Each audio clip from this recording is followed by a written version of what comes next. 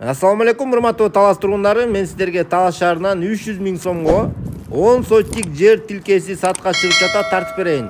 Арзан участок издегендер аябай бизге көп чалып жатат. Мынакей бул видеону көрүңүздөр. Туугандарыңыздарга жөнөтүп коюңуздар, лайк басып коюңуздар. Мынакей дареги туугандар, ушул трасса менен Жипромдогу Талас шаарынын мусор полигонун билебиз баарыбыз.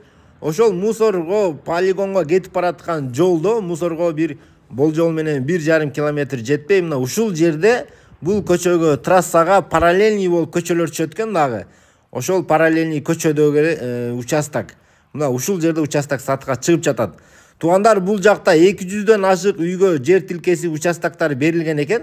Бул жакка жакында тамдар түшө баштай турган болсо, бул жактын баасы көтөрүлөт. Мына ушул жерге дагы мектеп түшөт экен туугандар. Мектептин жанында болот.